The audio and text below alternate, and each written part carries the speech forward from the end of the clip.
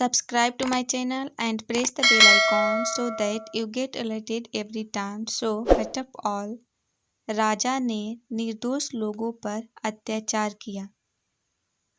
The king persecuted the innocent people. The king persecuted the innocent people. सड़क पूरी तरह बर्फ से ढकी हुई थी, लेकिन हमारे पास कोई विकल्प नहीं था बजाय आगे बढ़ने के. The road was totally covered with snow, but we had no option but to trudge through it.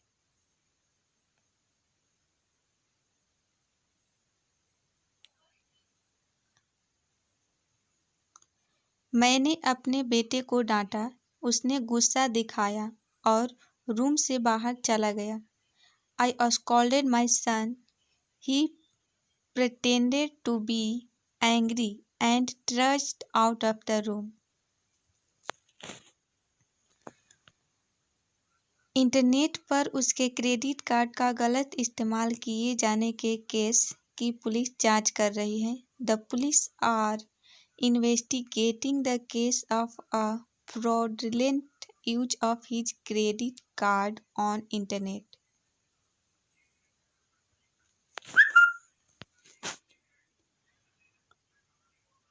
वो अपनी पत्नी को देखकर मुस्कुराया और कहा, चिंता मत करो, मैं ठीक हूँ. He gave his wife a smirk and said, "Don't worry, I am fine."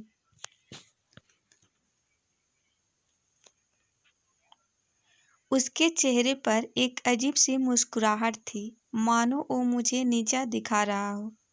There was a smirk on his face as if he was looking down on me.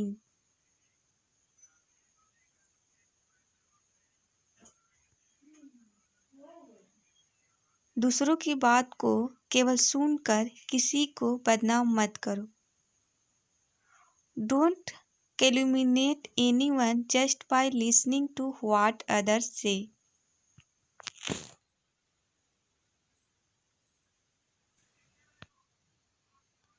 जब आप दूसरों को बदनाम करते हैं तो आपकी खुद की छवि खराब हो जाती है. When you calumniate others, your own image gets spoiled by itself.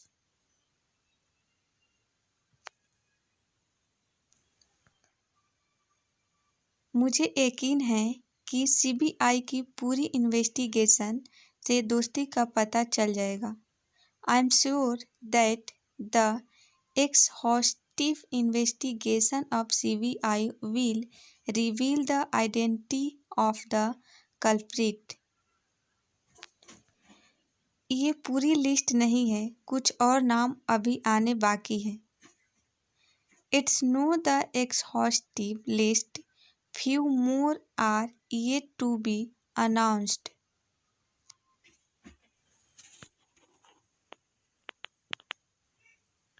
क्या आप इस किताब में कोई गलती निकाल सकते हैं?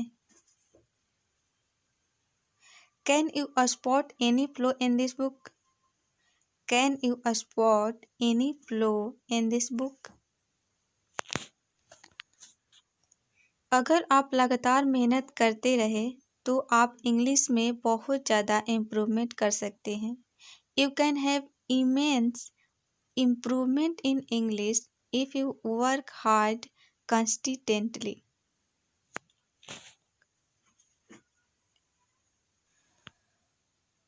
वह नदी के विस्तार को ध्यान से देख रहे थे. She was gazing at the immense expanse of the river.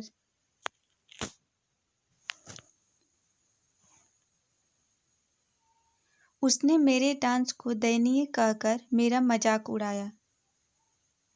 He derided my dancing as pathetic. He derided my dancing as pathetic. मेरी जिंदगी दयनीय हो चुकी होती अगर आप मेरे साथ न होते. My life would have been pathetic if you hadn't been with me.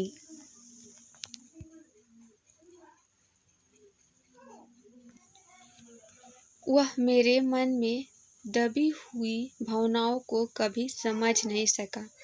He could never understand my pent-up emotions. He could never understand my pent-up emotions. मेरे मन में एक दबी हुई इच्छा है कि मैं अपने माता पिता को दुनिया की सैर कराऊं। I have a pent-up desire to make my parents visit the world. English वर्णमाला में Y आखिरी से ठीक पहले आने वाला अक्षर है। Y is the penultimate letter in English alphabet. हफ्ते के 7 दिनों में आखिरी से ठीक पहले आने वाला दिन शनिवार है। Saturday is the penultimate day of the week. Software मेरे मोबाइल के अनुरूप नहीं है।